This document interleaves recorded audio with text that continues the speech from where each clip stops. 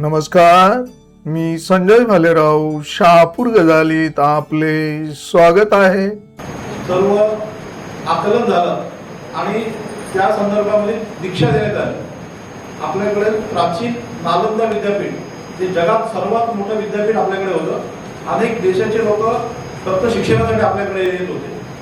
त्यानंतर आपल्याकडे गुरुकुल पद्धती होती आणि गुरुकुल पद्धतीमधून जेव्हा विद्यार्थी बाहेर पडत होता त्यावेळेला गुरुकुल दीक्षा दिली जात होती आणि तोच अभिमानाचा एक पारंपरिक स्तोत्र मुंबई विद्यापीठाने त्याच्या स्थापनेपासून चालू ठेवला आणि तो आज चालू आहे। आणि त्या सुवर्ण अशा या क्षणाचा साक्षीदार होण्याचं तुमच्यामुळे आम्हाला भाग्य लाभलं। खरं तर दीक्षा मिळाल्यानंतर गुरु दक्षिणा द्यायची असते। तर तुम्ही कॉलेज फी दिली की दक्षिणा नाही आम्ही दिलेली आहे।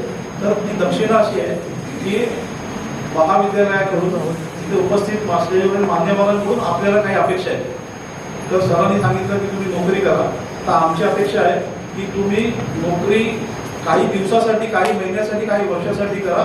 स्वतःचा छोटा का होईना व्यवसाय सुरू करा। तुमच्या माध्यमातून अनेक लोकांना तुम्ही नोकऱ्या द्या आणि हा भारत जो नवीन भारत आपण ज्याला म्हणतो तर तो घडवण्यासाठी तुमचं मोलाचं योगदान द्या।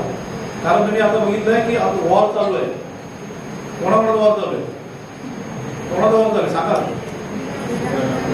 जे वॉर चालू आहे त्या वॉरमध्ये ज्याच्याकडे नॉलेज आहे तोच सरस आहे। त्याच्यामुळे आपल्याकडे जर नॉलेज असेल, आपल्याकडे जर गुणवत्ता असेल तर आपण जगाच्या कुठल्याही समस्येला पूर्ण करू शकतो। आणि हेच या महाविद्यालयाचं मूळ उद्दिष्ट होतं की आपला विद्यार्थी त्या क्वालिटीचा इथे घडावा। आणि त्यासाठी आमच्या संपूर्ण प्रोफेसर वर्गाने, आमच्या मॅनेजमेंट कमिटीने, आमच्या नॉन टीचिंग स्टाफने प्रामाणिक प्रयत्न केले। त्या प्रयत्नांचा तुम्ही ज्यावेळेला उद्या यशस्वी एक भारताचा नागरिक म्हणून ज्यावेळेला तुमचं नावलौकिक होईल त्यावेळेला खऱ्या अर्थाने हा दीक्षांत समारंभ सोहळा साजरा झाला असं आपण समजूया। मी अधिक वेळ न घेता आपल्या सर्वांना पुढील आयुष्याच्या खूप खूप शुभेच्छा देतो।